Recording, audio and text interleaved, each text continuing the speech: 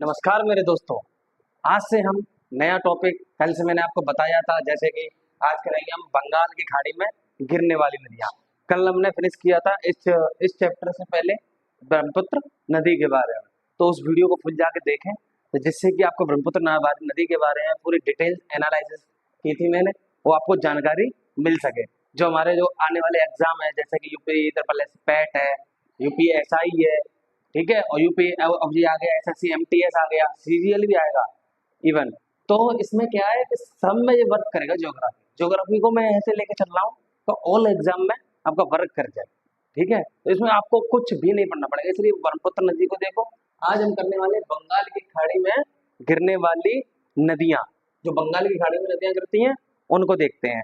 तो बंगाल की खाड़ी में नदियां गिरती हैं, तो पहले देखो, अगर सिक्वेंस पूछ ले आपसे, जैसे नॉर्थ टू साउथ, तो कौन सी पहले आती है? जैसे कि स्वर्ण रेखा पहले आती है, वैतरणी, ब्राह्मणी, महानदी, गोदावरी, कृष्णा, पेन्नार, कावेरी, वैगई, ताम्रपर्णी।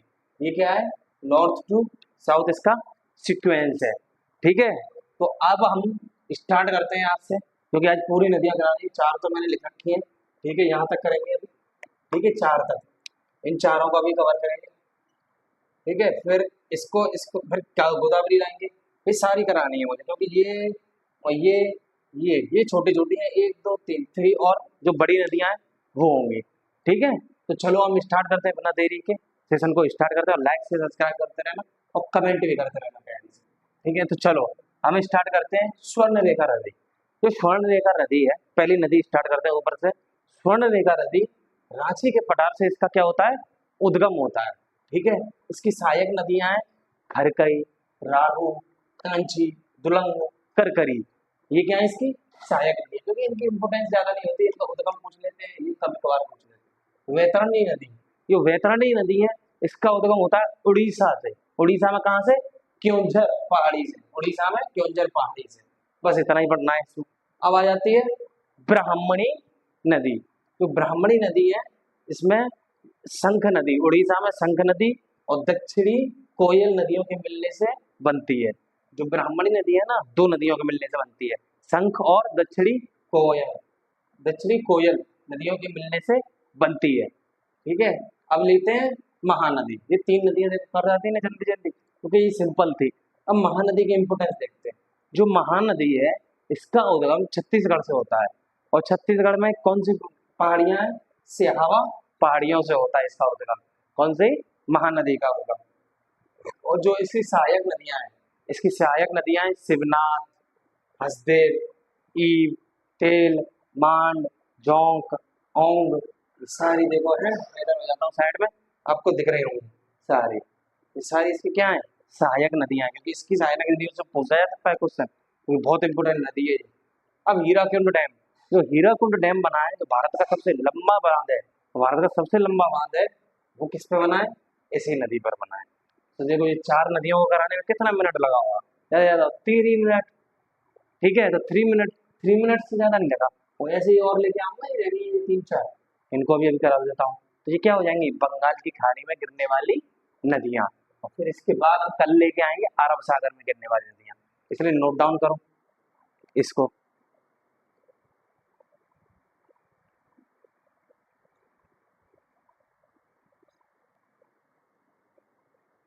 चलो दोस्तों, अब हम चलते हैं आगे। हमने महानदी तक कभी कर लिया था, ठीक है। बंगाल की खाड़ी में गिरने वाली नदियों को पढ़ रहे हैं हम। अब आगे चलते हैं महानदी के बाद। जो हमारी अगली नदी आती है, वो आती है गोदावरी नदी। गोदावरी, जो दक्षिण भारत की और प्रायद्वीपीय भारत की सबसे लंबी नदी है, ठीक है। ये क्या है? दक्षिण भारत और प्रायद्वीपीय भारत की सबसे लंबी नदी। क्यों? क्योंकि इसकी लंबाई कितनी है? 1465 किलोमीटर, ठीक है। और इसका उद्गम कहाँ से होता है? क्योंकि हर चीज का उद्गम पहले पता होना चाहिए। जो गोदावरी नदी का उद्गम होता है, त्र्यंबकेश्वर पहाड़ी से होता है। ये कहाँ पे? महाराष्ट्र में है, नामक स्थान से होता है, और महाराष्ट्र से होता है। इसकी सहायिकाएं, सहायिकाओं से बहुत क्वेश्चन आते हैं, क्योंकि मैथ्स जब फॉलोइंग आ जाएंगे, या कभी पूछ लेगा कि इसमें इसकी सहायिका कौन कौन सी है, तो इसमें ये आनी चाहिए बस आपको। जैसे कि प्राणहिता, पूर्णा, वैनगंगा, पैनगंगा, वर्धा, मंजीरा, इंद्रावती, मनेर, सबरी, प्रवरा। ये क्या है? इनकी इसकी सहायिकाएं हैं, ठीक है। और गोदावरी की सबसे लंबी सहायिका कौन सी है? इंद्रावती। कौन सी? इंद्रावती। ये मैंने लिख के रखा है, इंद्रावती। ठीक है, इंद्रावती इसकी क्या है? सबसे लंबी सहायिका है। और इसका अन्य नाम क्या है? अन्य नाम बोला जाता है बूढ़ी गंगा, बूढ़ी गंगा या बृहद गंगा। ठीक है, बृहद गंगा या बूढ़ी गंगा। ये हो गई हमारी गोदावरी नदी के बारे में। अब हम चलते हैं कृष्णा नदी के बारे में। कि कृष्णा नदी की लंबाई है हमारी सबसे पहले 1401 किलोमीटर, 1401 किलोमीटर। उद्गम कहाँ से होता है? जो पश्चिमी घाट है, आपको बताया था मैंने, पश्चिमी घाट। पश्चिमी घाट में महाबलेश्वर, महाबलेश्वर से होता है इसका। ठीक है, यह प्रायद्वीपीय भारत की दूसरी सबसे लंबी नदी है। क्या है? प्रायद्वीपीय भारत की दूसरी सबसे लंबी नदी है, दूसरी सबसे लंबी नदी। इसकी सहायिकाएं तुंगभद्रा है, कोयना है, भीमा है, यरला है, वरुणा है, पंचगंगा, दूधगंगा, घाट प्रवाह, माल प्रवाह, मूसी। ठीक है, ये इसकी क्या है? शाखा है, ये इसकी सहायिका है। देखो मैं इधर साइड में हो जाता हूँ, आप स्क्रीनशॉट ले लिया करना। ठीक है, साइड में बिल्कुल हो जाता हूँ, सब कुछ दिख रहा होगा। बस आप प्यारे से नोट्स बनाते चलिए। मैं जो यूपीएससी की प्रिपरेशन करता हूँ, मैं चाहता हूँ आप तक हम जीएस को अच्छे से पहुंचा सकें, क्योंकि जीएस को हम डीपली जाके पढ़ते हैं। तो आपको अब जो पेपर आ रहे हैं ना सीजीएल लेवल का, एसएससी एचएस, अब उनमें वो नहीं पूछ रहे, फैक्चुअल डाटा पूछ लेगा आपसे। क्वेश्चन को कॉन्सेप्ट में थोड़ा रिलेट कर रहे हैं, ये नहीं है कि मतलब कॉन्सेप्ट पूछ रहे हैं, रिलेट कर रहे हैं कि हमसे पास में कौन सा आइलैंड है, ये क्या है, ये क्या है, ये कॉन्सेप्चुअल क्लैरिटी होनी चाहिए। जब अब नदियां हैं, नदियों में आपको ये सहायिकाएं पता होंगी ना, तो नदियों से एक भी क्वेश्चन गलत नहीं हो सकता, क्योंकि उद्गम इतना तो सबको याद हो जाता है, लेकिन सहायिकाएं भूल जाते हैं। ठीक है, कृष्णा नदी की सबसे लंबी सहायिका कौन सी है? वो है तुंगभद्रा। और तुंगभद्रा की सहायिका कौन सी है? ये तो उसे कृष्णा नदी की होगी, लेकिन तुंगभद्रा की सहायिका हंगरी है। हंगरी किसकी सहायता है? तुंगभद्रा की। तो चलो इसे नोट डाउन करो। और इसके बाद में आपको ये बच रही है ना, 1 2 3 4, जो 4 नदियां हैं, अभी एक बार में सारी फिनिश कराता हूँ। मैं अभी इसे रेज करूंगा पूरा पीछे से। ठीक है, यहाँ तक कर लिया हमने। ठीक है, अभी रह गए 4। इन फोर्स को अभी मैं कराता हूँ, आप नोट डाउन करो।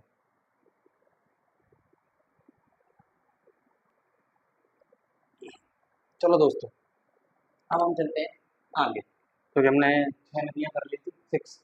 ठीक है, अब जो बची हुई है बंगाल की खाड़ी में करने वाली, क्योंकि मैंने आज वादा किया था, आज मैं पूरा फुल कराऊंगा इसको, क्योंकि बहुत नदियों में टाइम निकल गया। इसके बाद कल हम लेके आएंगे अरब सागर में करने वाली, फिर हम नदियों से बिल्कुल फ्री हो जाएंगे। ठीक है, नदियां हो जाएंगी, फिर उसके बाद मैंने बताया था मिट्टियां लेके आऊंगा, मिट्टियां पढ़ाएंगे। तो चलो बिना देरी के किए हुए हम आगे बढ़ते हैं।